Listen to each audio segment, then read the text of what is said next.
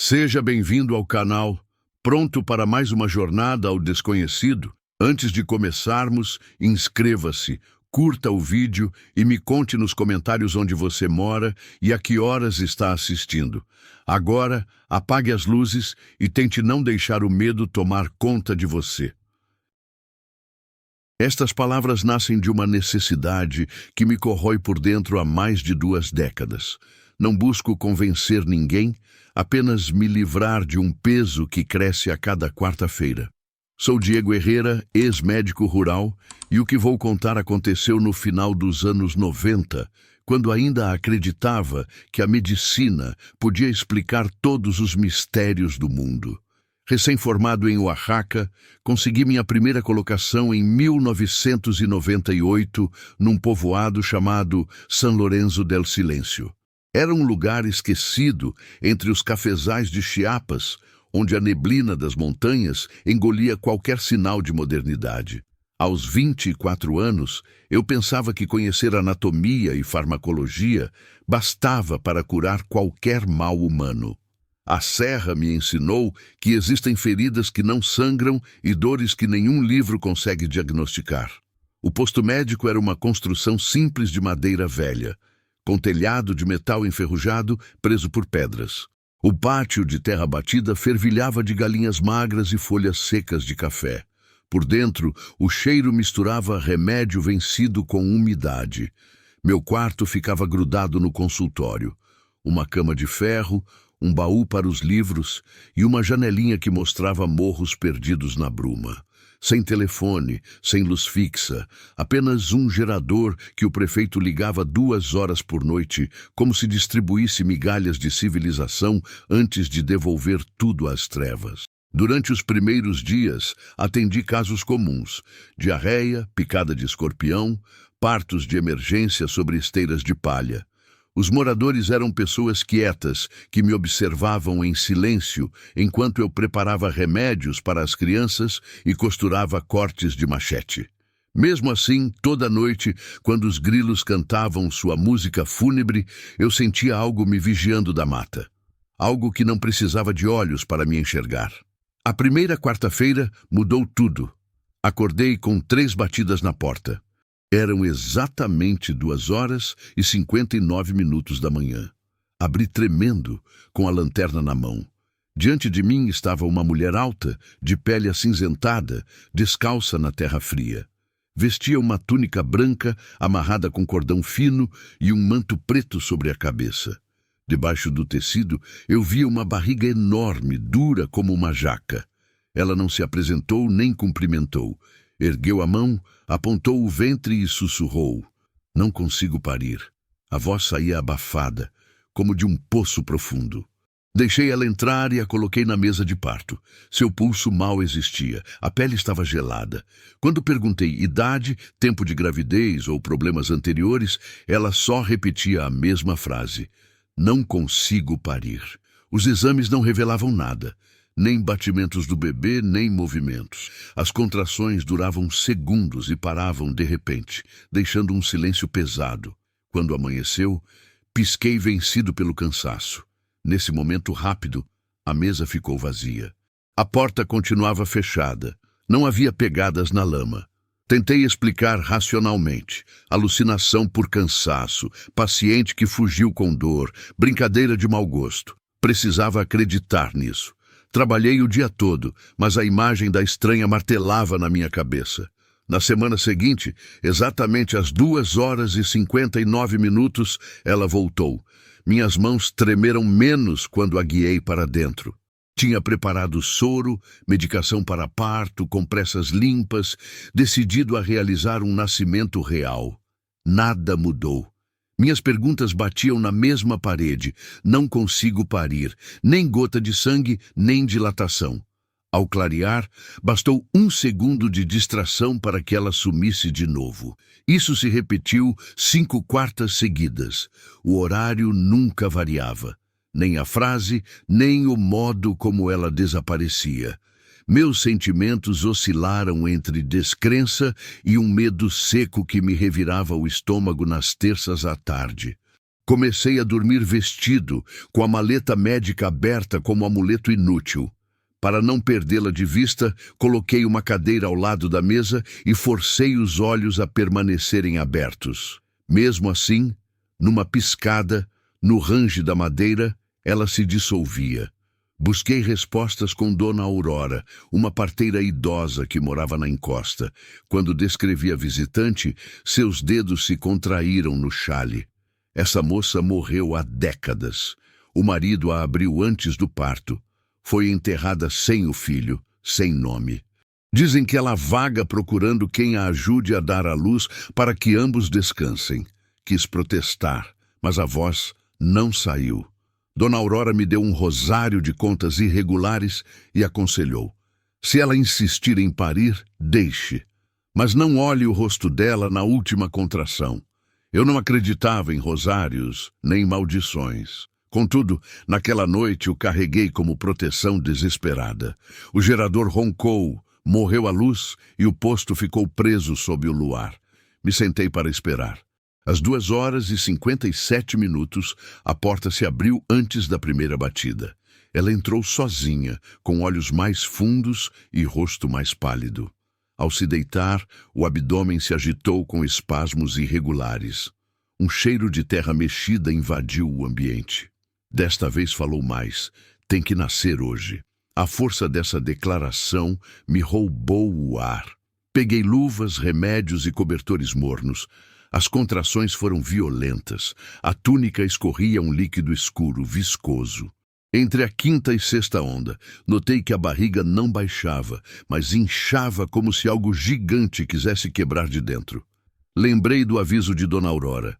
Apertei o rosário e fixei o olhar no umbigo esticado, evitando os olhos da mulher que escureciam completamente.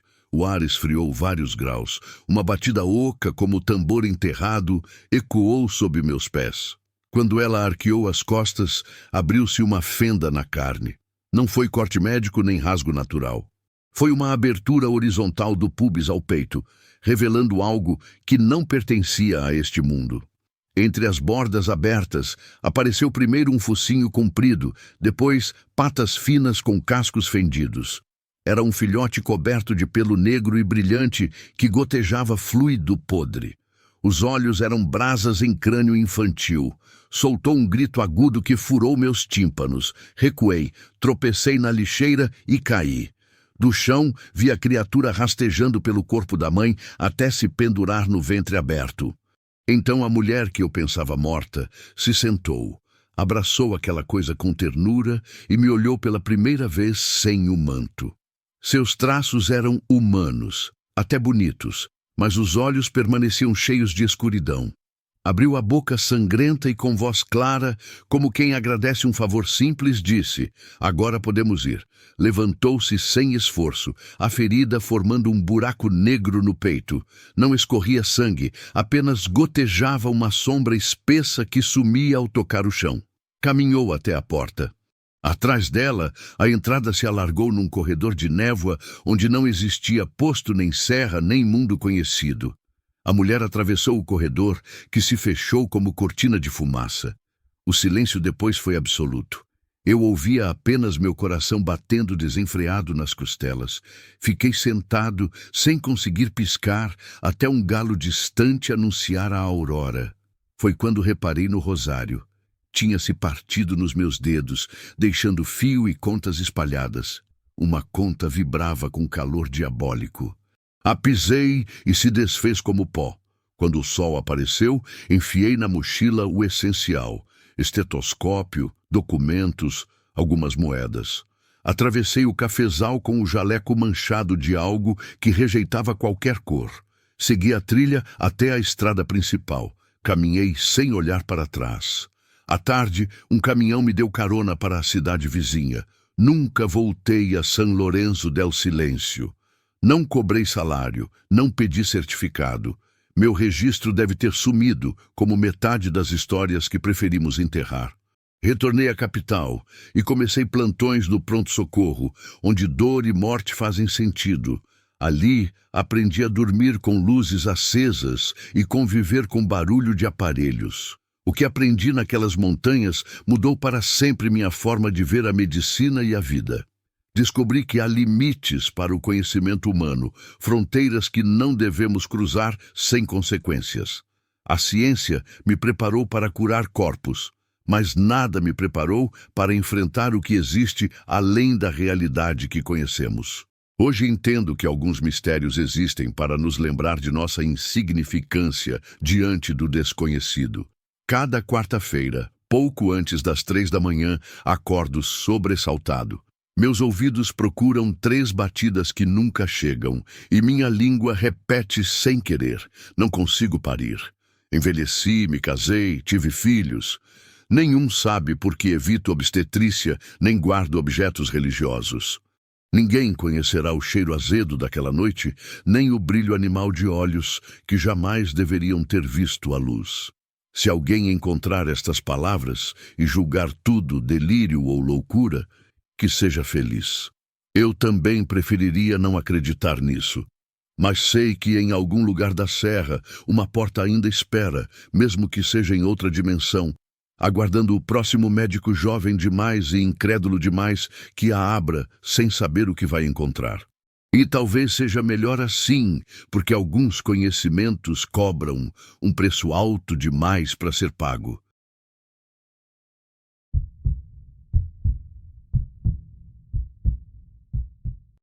Tem coisas que a gente deveria guardar só para si, mas chegou uma hora que eu não consegui mais carregar esse peso sozinho.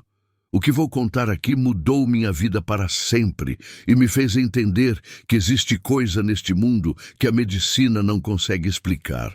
Sou Eduardo Mendoza, me formei médico em Guadalajara, e o que aconteceu comigo em 1998 ainda me assombra todos os dias. Eu tinha acabado de sair da faculdade, cheio de sonhos e achando que podia curar qualquer doença. Resolvi fazer meu serviço obrigatório numa cidadezinha perdida chamada San Jerônimo de las Guacamayas, bem no meio dos canaviais de Oaxaca. Era um lugar que parecia esquecido pelo mundo, onde o mar aparecia longe e os mosquitos faziam um barulho constante que grudava na cabeça. O posto médico era bem simples: 2 quartos de cimento cru e uma estante com remédios vencidos. Eu dormia numa maca dobrável e usava a mesma roupa para tudo: trabalhar de dia e cobrir a cabeça para dormir à noite. Atendia de tudo um pouco: mulher dando à luz, gente mordida por cobra, malária, febre. As pessoas dali eram muito quietas. Quando a noite chegava, elas paravam de conversar como se tivessem medo de que as palavras pudessem trazer alguma desgraça. Um homem chamado Aurélio Morales sempre aparecia no posto. Devia ter uns 50 anos, rosto queimado de sol e uns olhos estranhos que nunca olhavam direto para mim. Ele vinha buscar soro para hidratar a filha, mas nunca trouxe a menina para eu ver. Sempre falava bem baixinho, como quem tem medo de ser ouvido. Carmen, a moça que me ajudava, me contou algumas coisas sobre ele. Disse que Aurélio tinha sumido da cidade por 10 anos e voltou rico do nada. Agora era dono de terras boas e tinha uma casa com chão de mármore. Isso num lugar onde o pessoal mal tinha dinheiro para o básico. O povo comentava que ele comprava ferramentas caras importadas, enquanto os outros ainda trabalhavam com instrumentos velhos e sem corte. Aqui tem acordo com o que vive no fundo do rio. Carmen falou baixo, mas não quis explicar mais nada. Eu achei que era só conversa de gente supersticiosa. Todo lugar afastado tem essas histórias. Nada que um médico jovem não tivesse escutado antes. Mas tudo mudou quando Aurélio apareceu com a mão direita toda enfaixada. O curativo estava sujo, encharcado de um líquido escuro que fedia muito. Quando tirei a bandagem, quase não acreditei no que vi. O dedo mindinho estava seco que nem galho de árvore morta. A pele grudada no osso, toda preta e dura. Não parecia com nenhuma doença que eu conhecia. Era como se aquele dedo tivesse morrido há muito tempo, mas o resto do corpo continuasse vivo. Dei antibiótico e pedi para ele ir ao hospital da cidade, mas ele não quis de jeito nenhum. Só me fez uma pergunta estranha. Doutor, será que um acordo pode fazer a carne morrer antes da alma? Não soube o que responder. Pensei que fosse delírio da dor e escrevi no papel que era necrose, sem causa conhecida. Naquela mesma noite, um som de tambores longe me acordou. Olhei pela janela e vi várias tochas descendo das plantações para o rio. Parecia funeral, mas sem morto. Só sombras carregando alguma coisa que eu não conseguia ver direito. Um frio estranho subiu pelas minhas costas. Eu sabia que aquela procissão ia parar na casa do Aurélio. 2 dias depois, Carmen achou na porta do posto um caderno de escola todo molhado numa coisa nojenta e grudenta. Dentro tinha uma folha escrita com letra tremida. 3 noites, aceita e cura. Junto vinha um bisturi novo brilhando e uma vela preta queimada pela metade. Minha descrença começou a rachar. Guardei o caderno querendo esquecer que aquilo existia e tentei me convencer de que era brincadeira de mau gosto. No dia seguinte, Aurélio voltou. O dedo não estava mais lá. Só restava um toco preto e seco, mas que não doía nada. O mais esquisito é que ele parecia estar bem, com pressão e batimento normal. Limpei o machucado e ele quase não falou, mas quando foi embora, vi que deixava marcas vermelhas no chão, como se o sapato dele pingasse sangue fresco. Como não tinha luz depois do pôr do sol, eu escrevia minhas anotações usando uma lamparina. Na meia-luz, notei que o caderno tinha se aberto sozinho. A página estava limpa, só com uma mancha vermelha formando um círculo. Eu estava sozinho, a porta trancada. Senti todos os pelos do corpo se arrepiarem. O silêncio ficou tão pesado que dava para escutar meu coração batendo. Lá fora, até os grilos pararam de cantar.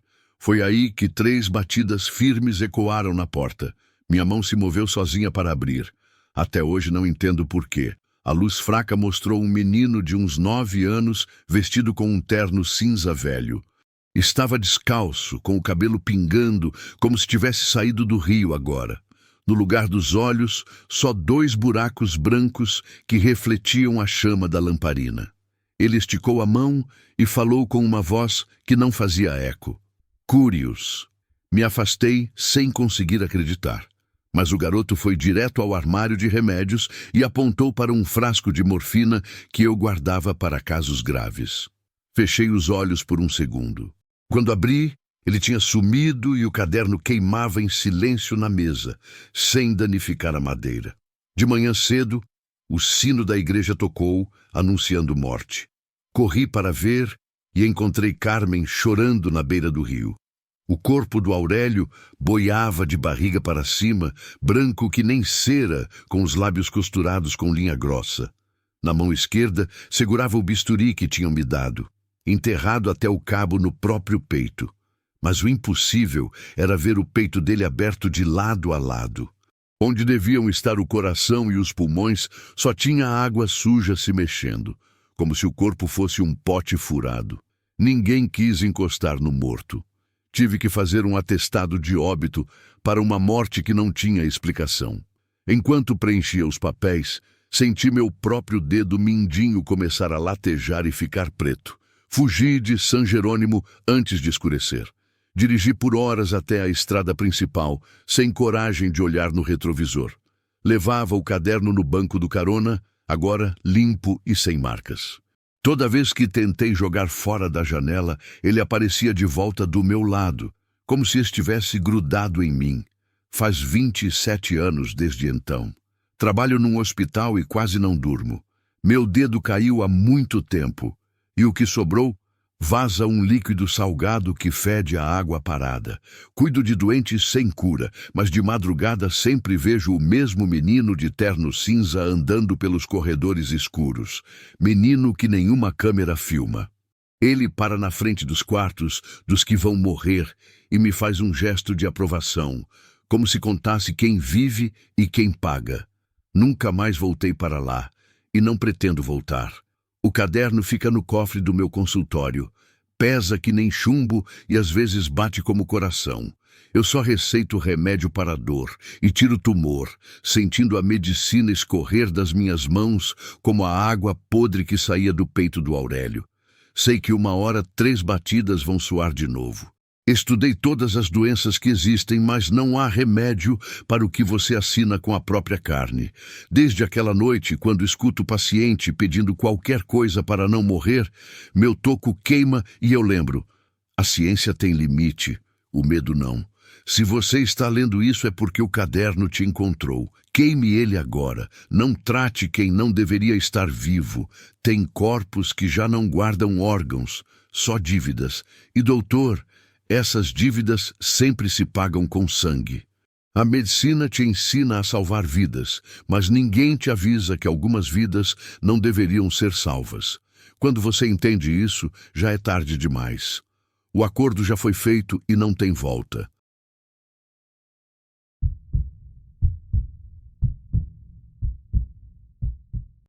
A medicina rural ensina que nem tudo pode ser explicado pelos livros.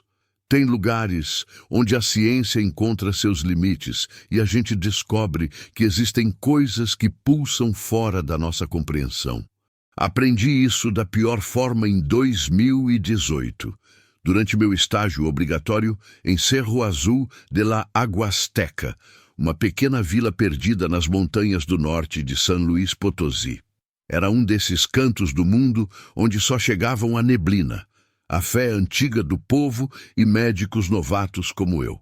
Recém-formada e cheia de teorias, achava que bastava saber diagnosticar febres e fazer suturas. Nunca imaginei que acabaria tentando medir o impossível. A comunidade era um conjunto de casas de madeira espalhadas entre cafezais sempre úmidos. O posto de saúde resumia-se a um cômodo simples de compensado, iluminado apenas pela luz que vazava pelas frestas do telhado. Ficava a 1 quilômetro da última residência habitada. Durante as noites, o canto dos pássaros nativos se misturava com um murmúrio persistente que os moradores chamavam de oração do riacho. Ninguém explicava sua origem, apenas repetiam sem me encarar para eu evitar o córrego de Mata Linda após o anoitecer. Eu respondia com o aceno polido de quem está acostumada a lidar com superstições rurais. As primeiras semanas transcorreram entre casos de diarreia causada pela água contaminada e partos realizados sobre camas improvisadas. Mas algo começou a perturbar a rotina. Pacientes chegavam tremendo como folha no vento, conseguindo articular apenas uma frase: "Não olha para ela, doutora, não olha." Recordo especialmente de Esteban, um lavrador que encontrei na porta numa manhã. Estava encharcado até os pés e com o olhar perdido. O pulso acelerado e múltiplos arranhões pelo corpo como se tivesse lutado contra cerca de arame. Apliquei um sedativo leve e, enquanto tratava os ferimentos, ele murmurou baixinho: "Ela bota a culpa em tudo." Adormeceu antes que eu pudesse perguntar sobre essa tal mulher. Um dos professores da escola primária, um homem magro chamado Carlos, apareceu depois para buscar medicamentos. Aproveitei para questionar sobre os acontecimentos estranhos. Suas palavras foram como pedras pesadas. No riacho vive uma mulher que cobra dívidas antigas. Os velhos garantem que nasceu afogada, que conheceu sangue antes de respirar ar pela primeira vez. Com os forasteiros ela testa, com os locais ela se vinga. Ri internamente, pensando em hipóxia neonatal e sugestão coletiva. Porém, revisando minha caderneta, identifiquei um padrão perturbador. Todos os pacientes que chegavam pálidos apresentavam marcas circulares nos ombros, semelhantes a dedos que pressionavam por trás. Numa tarde carregada de nuvens, recebi aviso sobre uma febre com erupções cutâneas no extremo oriental da vila. O único acesso era através de uma trilha que margeava o riacho proibido. O céu estava escuro, mas a urgência médica superou minha prudência. Desci pelo caminho enlameado, carregando minha maleta, mentalizando as dosagens corretas de antitérmicos. Foi ao me aproximar da corrente d'água que a atmosfera se transformou.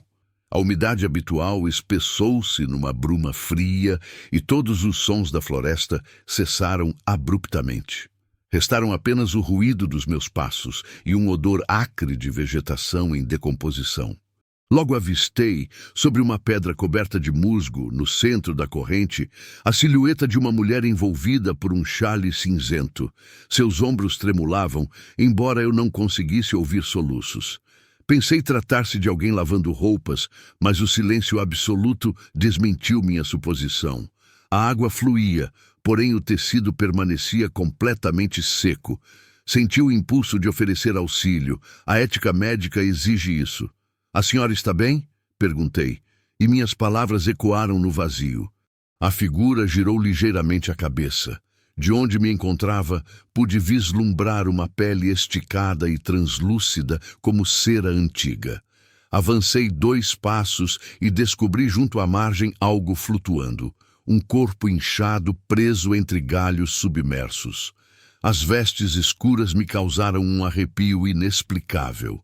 Antes que pudesse reagir adequadamente, a mulher se ergueu com um movimento impossível, como se a gravidade não a afetasse. Sua voz emergiu sem que ela movesse os lábios. "Chegou tarde, doutora. Estava trazendo socorro quando ele pediu ajuda. Sangrou até morrer esperando por você." Um frio paralisante travou meus joelhos. Tentei argumentar que não, que era mentira, que naquela manhã havia apenas assistido partos, não emergências hemorrágicas. Mas a acusação reverberou dentro do meu peito como um eco estranho e perturbador. Ela apontou o cadáver com um dedo congelante. Quis recuar, mas minhas botas afundaram na lama até os tornozelos.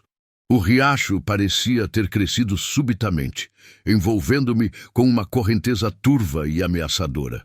Então, senti dedo após dedo pressionando minha nuca. Não havia ninguém atrás, mas minha carne cedia como sob uma corda invisível. Ergui o olhar e compreendi que os arranhões dos meus pacientes não provinham de galhos. Eram marcas de mãos congeladas. Não sei quantos segundos lutei contra aquele peso intangível. O murmúrio que os aldeões chamavam de oração transformou-se num rugido subaquático, e com ele veio a certeza de que se olhasse novamente para a mulher, perderia toda a sanidade mental. Fechei os olhos e me lancei adiante, mergulhando diretamente na corrente gelada. A água estava tão fria que causava dor física, mas meu organismo reagiu com a urgência de um animal encurralado. Nadei às cegas até alcançar a margem oposta. Ao emergir, o riacho havia voltado a ser apenas um fio d'água tranquilo. A pedra estava vazia e não restava vestígio de corpo algum. Subi a encosta sem fôlego, estranhamente leve, como se houvesse abandonado parte da minha essência submersa. Alcancei a vila já durante a noite, coberta de barro e com tremores que medicamento algum poderia curar. Os habitantes me receberam com expressões resignadas. Sabiam exatamente onde eu estivera. Uma anciã me ofereceu uma caneca de mingau quente e sussurrou palavras que ainda ecoam. "Não é a senhora a culpada, minha filha. Ela tenta convencer do contrário. Só assim consegue nos arrastar para baixo."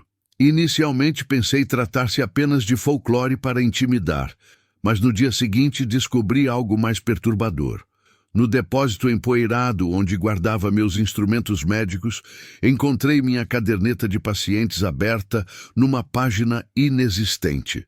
Com minha própria caligrafia, alguém havia registrado com tinta diluída 3 nomes desconhecidos, cada um acompanhado da anotação: hemorragia, médico ausente.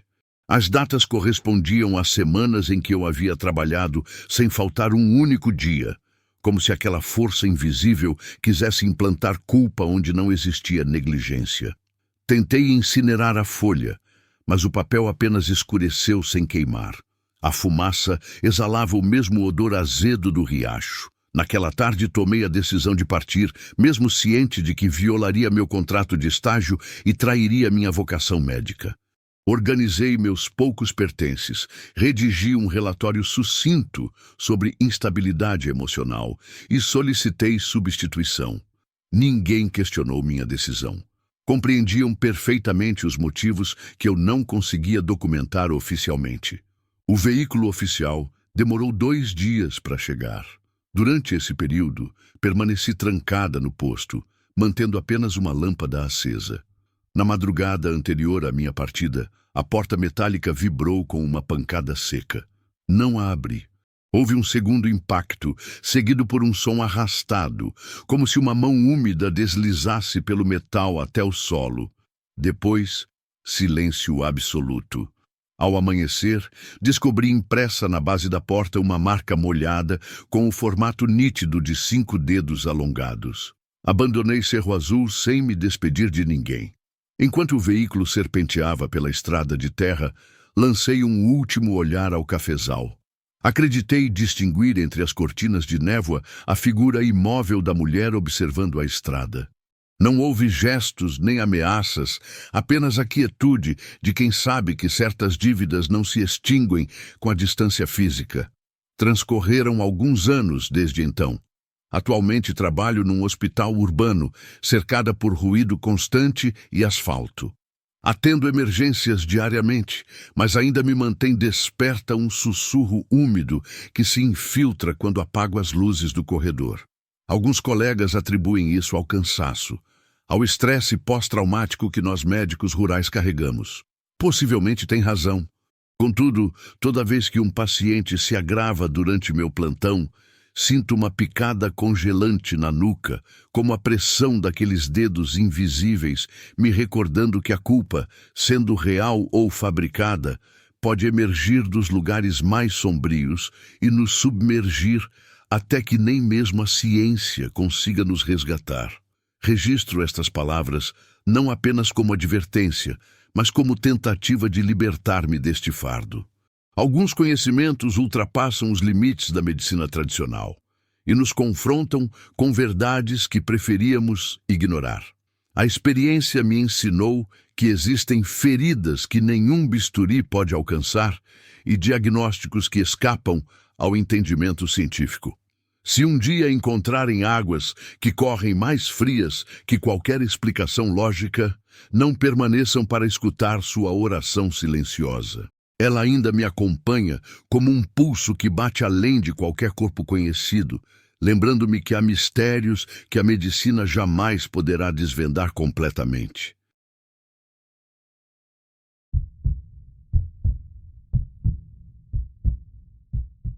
Tem cheiros que seguem a gente pela vida toda. Cheiro de carne cozinhando, misturado com lenha molhada, que me acorda toda madrugada há 10 anos. Cheiro que me leva de volta para 2014, quando eu ainda acreditava que a ciência explicava tudo. Meu nome é Carlos Mendes, era médico recém-formado, fazendo trabalho social na Serra Mix de Oaxaca. Peguei uma vaga no Ocotal, povoado de 40 casas com teto de ferro e ruas de barro vermelho.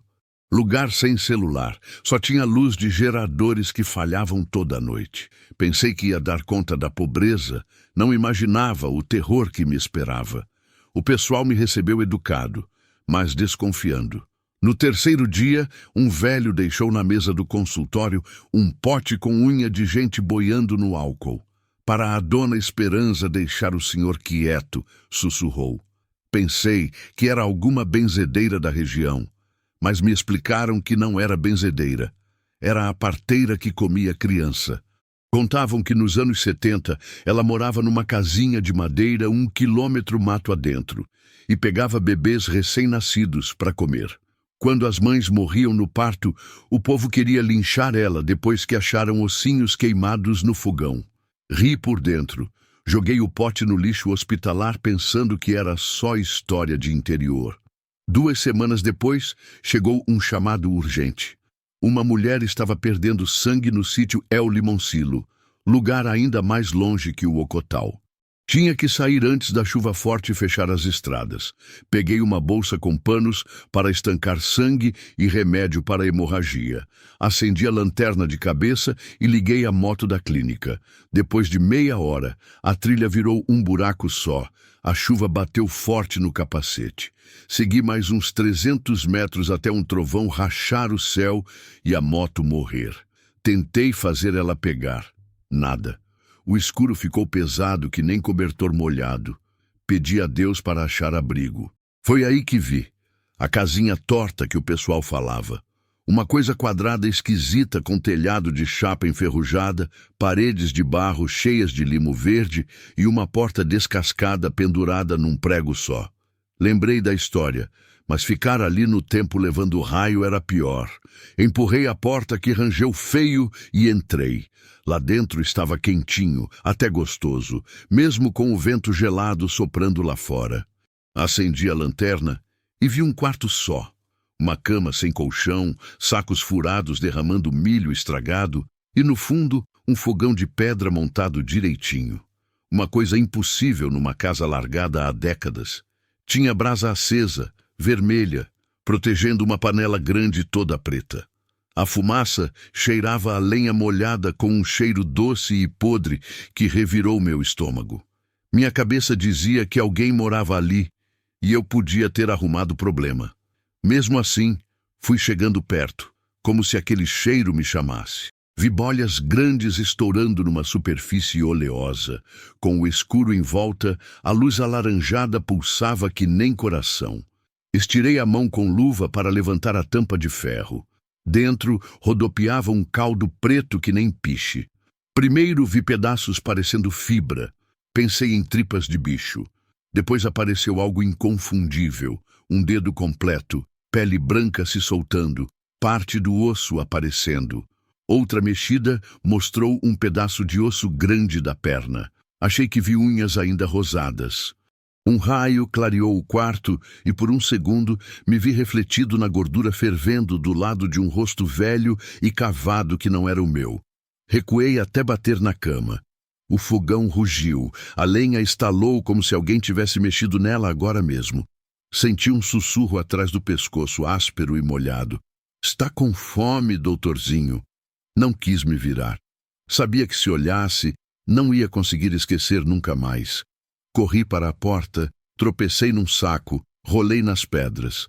Lá fora, a chuva era uma parede de água. Mal via 2 metros. A casinha soltou uma luz vermelha mais forte, como se o meu medo alimentasse o fogo. Me levantei na lama, nem senti dor no pé e me joguei trilha abaixo, seguindo no escuro uma descida que parecia conhecida. Andei uma eternidade até a lanterna morrer. Aí vi uma coisa mais assustadora que a escuridão. Uma lamparina de querosene pendurada num poste, sinal do povoado. Corri sem fôlego, todo sujo de barro e folhas. O barulho da chuva tampava tudo, mas juro que entre os trovões ouvi metal batendo, como panelas se chocando, e uma risada molhada. Cheguei na primeira casa, bati na porta até uma velha abrir uma fresta. Minhas palavras saíam atropeladas. Falei que precisava de telefone, rádio, qualquer coisa. Ela balançou a cabeça. "Aqui não tem nada disso." Pedi abrigo. Olhou as minhas botas enlameadas e me deixou entrar sem perguntar. Passei o resto da noite sentado perto do fogão daquela casa, tremendo, com medo de fechar os olhos, porque cada piscada trazia de volta a imagem da panela. Era como se ela tivesse gravado na minha cabeça para sempre. Quando amanheceu, voltei para o quadriciclo com um homem que puxou ela com uma mula até o posto. A mulher grávida do limoncilo nunca apareceu na clínica. Nem tive notícia. Ninguém mandou recado de complicação. Mas nos dias seguintes, atendi 4 pessoas com mordidas estranhas. Buracos redondos e fundos, como se fossem feitos por dentes humanos.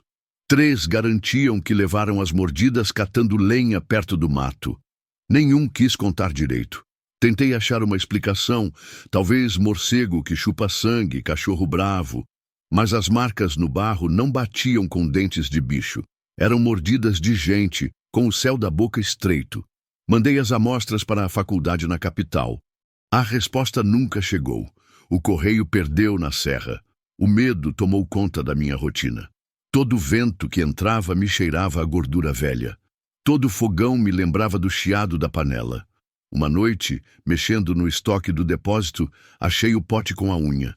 O líquido tinha virado leitoso e algo nadava dentro. Iluminei prendendo a respiração e vi um olho. A parte branca amarelada, a pupila aberta, boiando que nem peixe morto. O vidro rachou e pulei para trás. Não esperei para ver se quebrava. Sabia que tinha que sair dali antes que fosse tarde demais.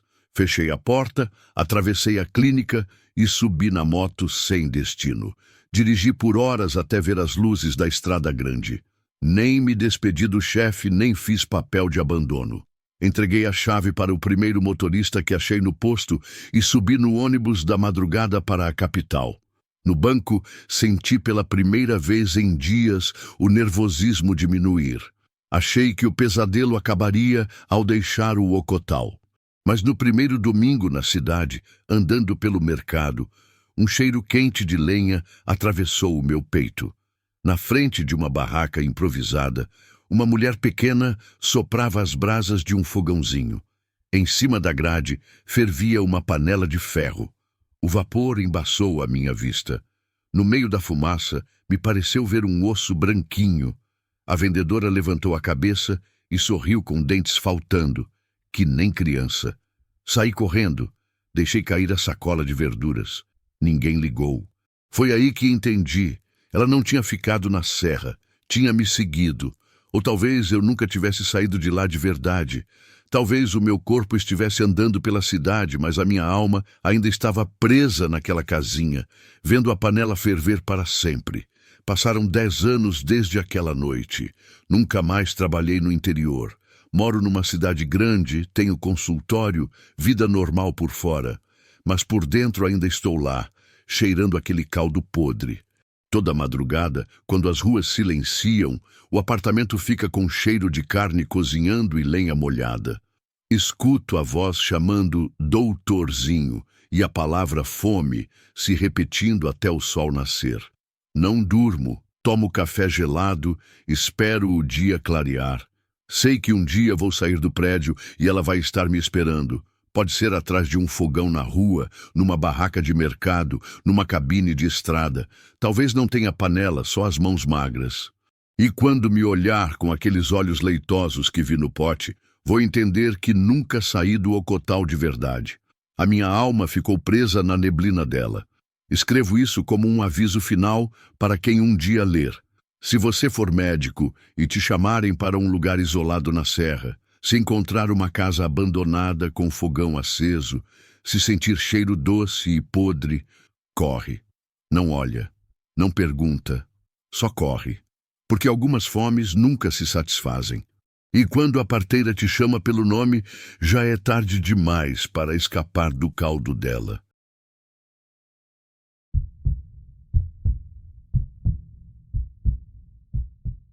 Há coisas que a medicina não ensina na faculdade. Coisas que fazem você acordar no meio da noite, tocando a própria nuca, procurando marcas que podem estar crescendo no escuro.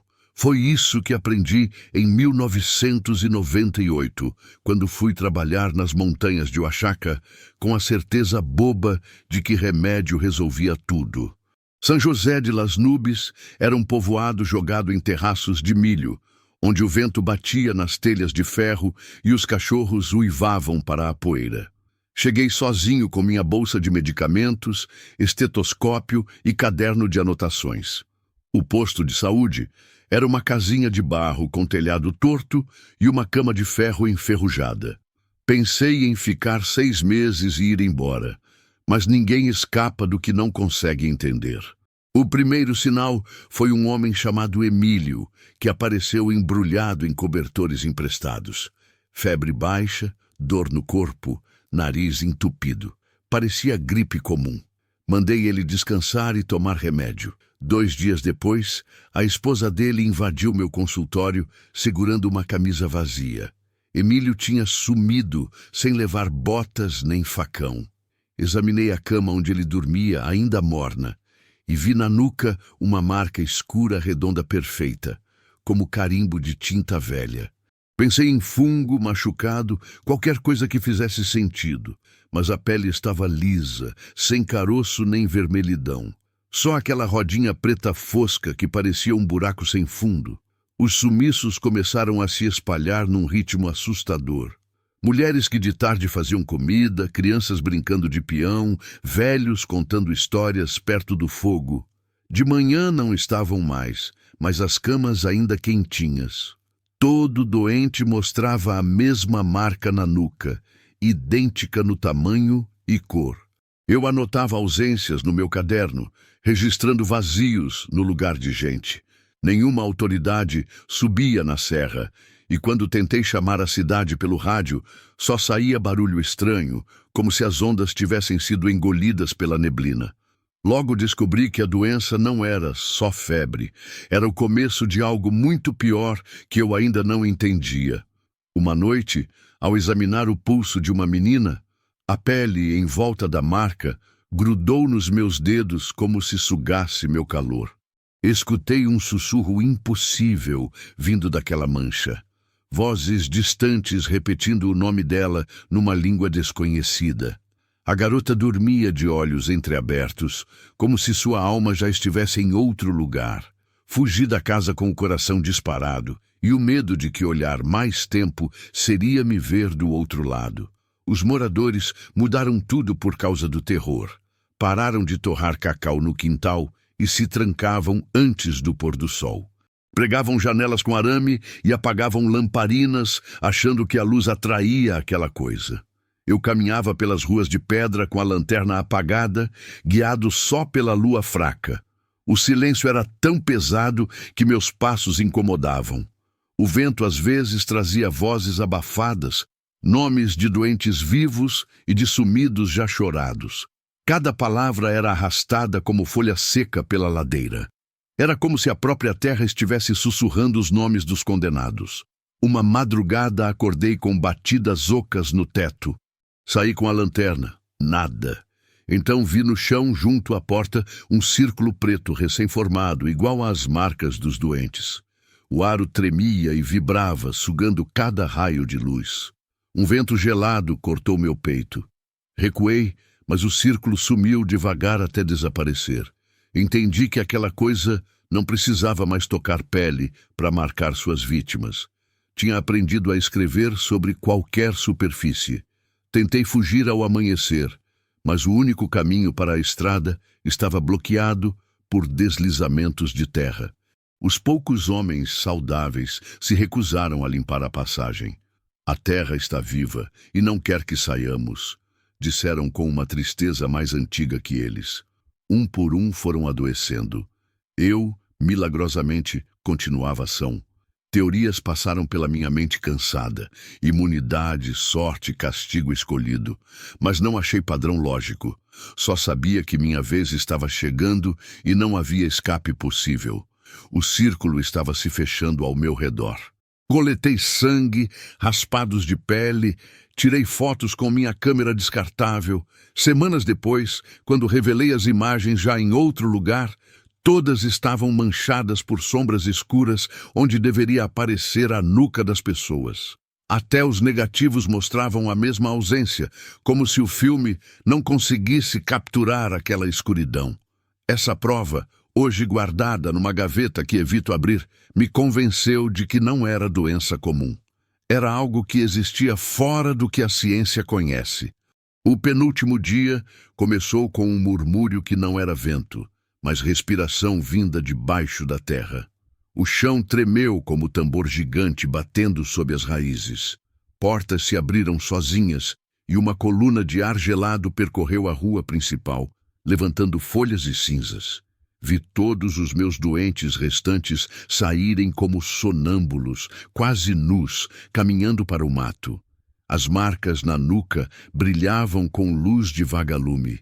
Tentei segui-los, mas meus pés pareciam grudados no chão pelo próprio medo. Consegui alcançar uma menina. Sua pele estava fria e mole como barro de rio. Ela se soltou sem me olhar e seguiu os outros. Por último caminhava o velho da igreja, único que não adoecera. Ao passar por mim, sussurrou algo inesquecível. Eles chamam a gente pelo nome que tínhamos antes de nascer. Seus olhos eram buracos escuros vazios. Entendi que ele já não estava realmente ali. Não tive coragem de segui-los até o fim. Corri para o posto, juntei meus cadernos e me escondi até amanhecer. Quando saí, o povoado estava silencioso como cemitério. Portas abertas, panelas fumegando, pegadas descalças sumindo na trilha do precipício. Desci a serra a pé com a garganta ardendo de tanto respirar o ar fino e gelado. Cada nuvem parecia carregar uma marca circular escura. Caminhei sem olhar para trás, com medo de ouvir meu nome sendo chamado pelo vento. Passaram 27 anos e jamais voltei. Trabalho agora em cidades grandes onde sirenes enchem o silêncio e as pessoas acreditam que tudo tem explicação. Mas algumas verdades seguem você para sempre. Nos plantões noturnos, evito olhar nucas dos pacientes. Quando vejo pintas redondas, meu coração dispara, mas nenhuma ainda brilhou no escuro. Certas noites, ao apagar as luzes, o ar fica com gosto de ferro e escuto vozes sussurrando nomes da minha lista de vivos. Sinto necessidade de tocar cada paciente antes que durmam, como se isso bastasse para segurar suas almas aqui. Não sei se funciona. Durmo pouco, sabendo que vazios me visitam em silêncio. O caderno de São José de las Nubes fica numa gaveta trancada. As páginas amarelam, mas as anotações dos sumidos permanecem frescas. Cada folha nova que adiciono ganha depois de dias uma rodinha escura no canto. Já queimei páginas, já usei cola, nada adianta. Os círculos sempre voltam perfeitos. Escrevo isso como aviso final. Se o vento noturno sussurrar seu nome, não responda. Se um círculo negro aparecer na sua nuca, não pense que tem tempo. A marca não é sintoma, é a porta se abrindo atrás de você. E ninguém que passou por ela voltou para contar como se chama o vazio do outro lado.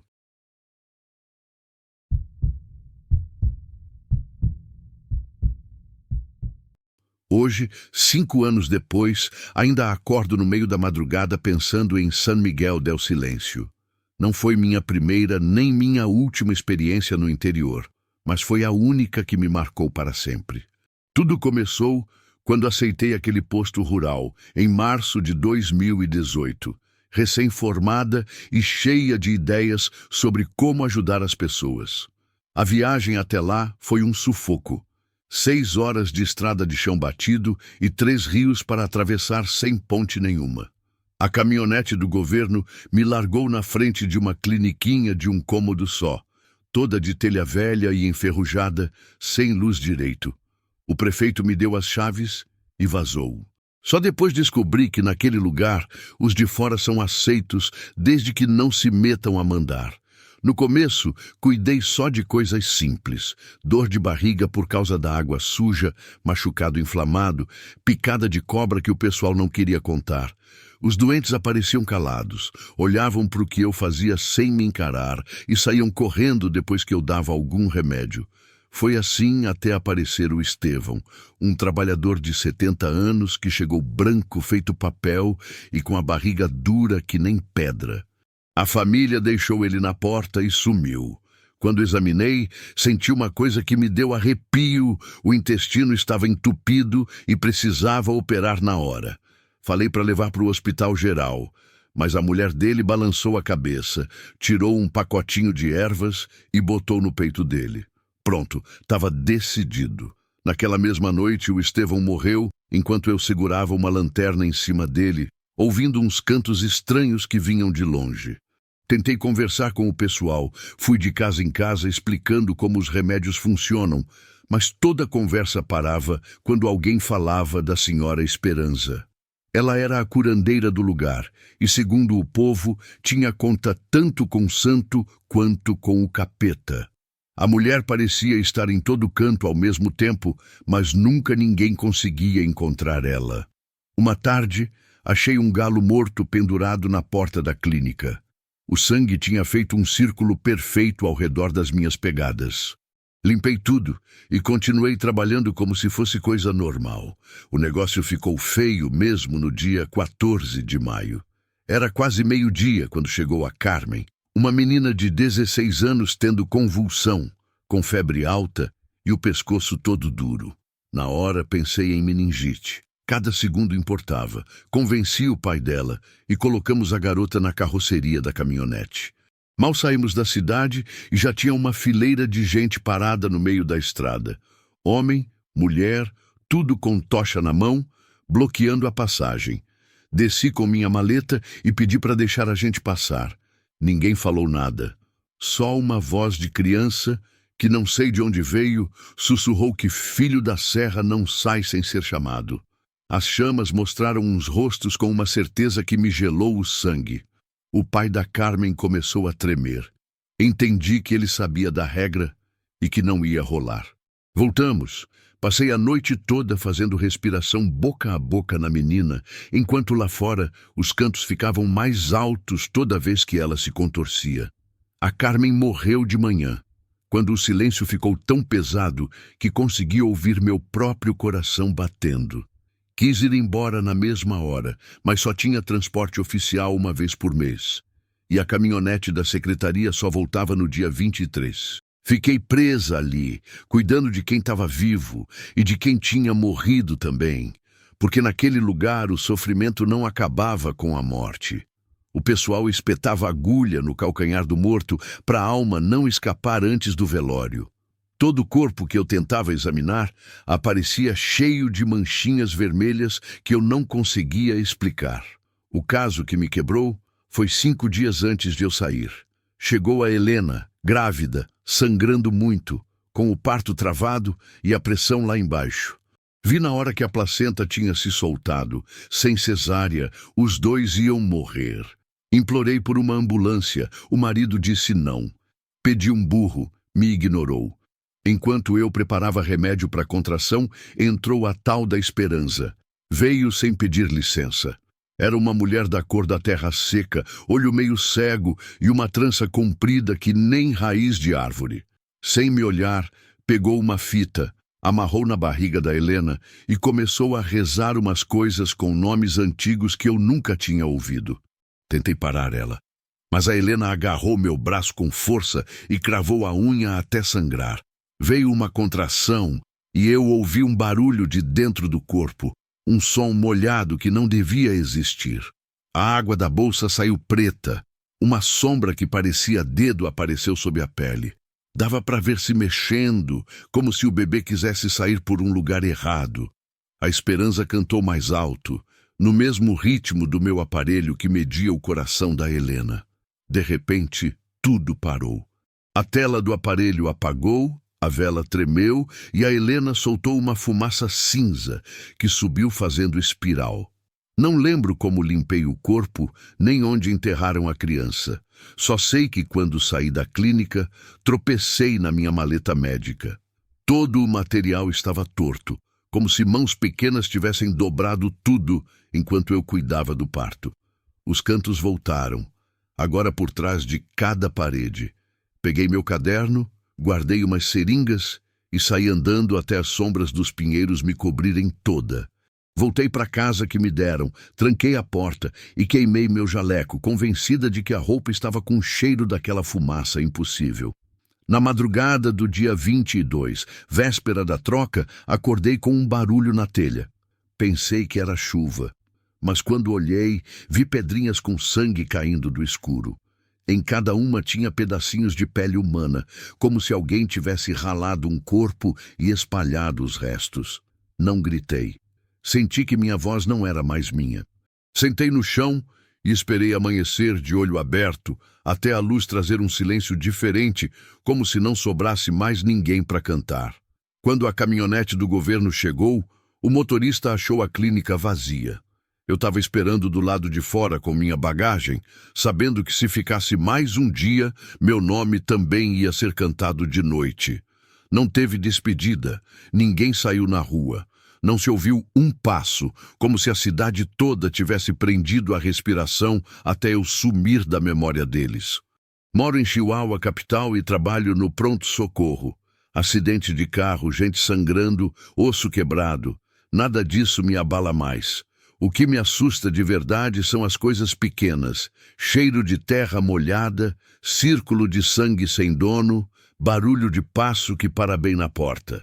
Tem noites que a sirene da ambulância mistura com um sussurro que só eu escuto. Um canto grudado no choro de bebê que nunca respirou.